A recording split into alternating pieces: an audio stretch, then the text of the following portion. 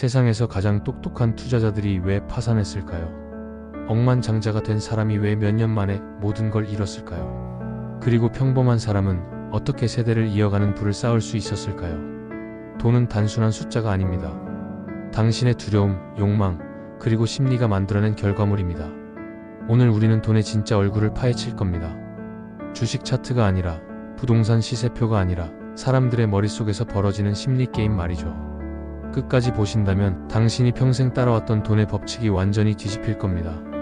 본격적으로 이야기가 시작하기 전에 구독과 좋아요 부탁드립니다. 1. 행운과 리스크 성공의 숨은 그림자. 성공은 언제나 노력의 결과일까요? 워런 버핏은 이렇게 말했습니다.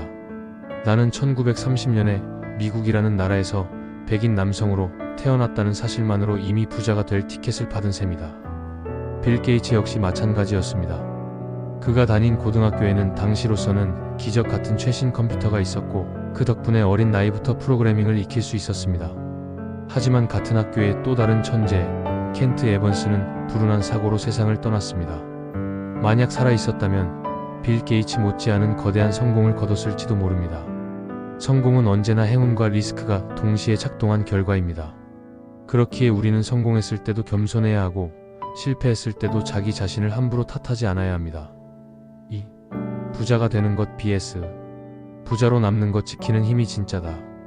부자가 되는 방법은 수많은 책과 강연에서 다룹니다. 하지만 부자로 남는 법은 그보다 훨씬 어렵습니다. 월가의 전설 제시 리버 무어는 하루아침에 수억 달러를 벌었지만 결국 모든 걸 잃고 파산했습니다. 반면 워런 버핏은 이렇게 말했습니다. 첫 번째 원칙은 절대 잃지 않는 것. 두 번째 원칙은 첫 번째 원칙을 잊지 않는 것. 부자가 되는데 필요한 건 위험을 감수하는 용기입니다. 하지만 부자로 남기 위해서는 겸손, 절제, 인내가 필요합니다. 돈은 벌 때보다 지킬 때 진짜 실력이 드러납니다. 3. 보이지 않는 부남에게 보이는 건 진짜가 아니다. 길에서 페라리를 탄 사람을 보면 사람들은 말합니다. 와, 저 사람 부자다. 하지만 모건 하우절은 말합니다.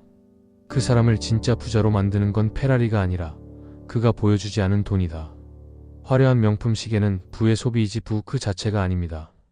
진짜 부는 은행 잔고, 투자 자산, 그리고 원하는 삶을 살 수 있는 자유입니다. 불안, 남에게 과시하지 않아도 스스로 원하는 길을 선택할 자유입니다. 4. 저축과 복리 시간이 만들어내는 기적. 워런 버핏의 자산은 어떻게 만들어졌을까요? 그의 800억 달러 중 650억 달러는 65세 이후에 생긴 것입니다. 이는 그의 천재성 때문이 아니라 단순히 오랜 시간 동안 자본을 굴렸기 때문에 가능했습니다. 바로 복리의 힘입니다. 복리는 처음에는 보이지 않습니다. 하지만 시간이 길어질수록 눈덩이처럼 불어나며 작은 차이를 엄청난 격차로 바꿔놓습니다. 저축은 단순한 절약이 아니라 미래를 사는 행위입니다.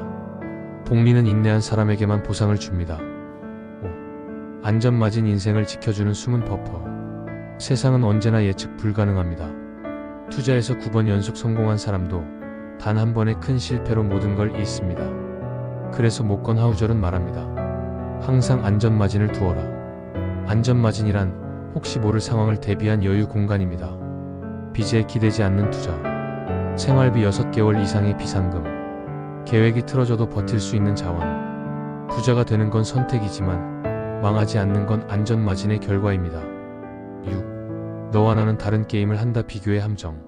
주변 사람의 돈 이야기는 언제나 흔들림을 줍니다. 친구는 단타로 수천만 원을 벌었다더라. 옆집은 부동산으로 대박 났다더라. 하지만 중요한 건 그들의 게임과 내가 하는 게임은 전혀 다르다는 사실입니다. 단타 투자자는 속도를, 장기 투자자는 시간을 무기로 삼습니다. 게임의 규칙이 다름에도 불구하고 남의 결과에 흔들리면 내 전략은 무너지고 맙니다. 돈에서 가장 위험한 순간은 남과 비교하는 순간부터 시작됩니다. 7. 비관론의 유혹. 왜 우리는 어두운 말에 더 끌릴까? 사람들은 낙관적인 전망보다 위기, 붕괴, 폭락 같은 말에 더 귀를 기울입니다. 왜일까요? 비관론은 더 지적으로 보이기 때문입니다. 낙관론은 단순해 보이지만 비관론은 마치 깊은 통찰처럼 들리죠. 하지만 역사를 보십시오.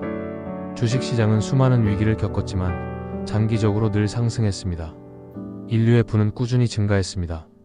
비관론은 달콤한 독입니다. 진짜 부자는 낙관적인 현실주의자입니다.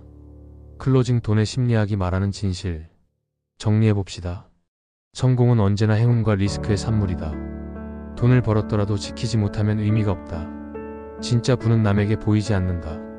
저축과 복리가 가장 강력한 무기다. 안전맞이는 당신의 인생을 지켜준다. 남과 비교하지 말고 자신의 게임을 하라. 비관론을 넘어 낙관적인 현실주의자가 되어라. 결국 돈은 숫자가 아닙니다. 돈은 자유, 돈은 선택, 돈은 삶의 방식입니다. 돈의 심리학이 우리에게 전하는 메시지는 단 하나. 불안, 당신이 원하는 삶을 스스로 선택할 수 있는 힘이다. 이제 질문을 드려야겠죠. 여러분이 바라는 진짜 부는 과연 무엇입니까?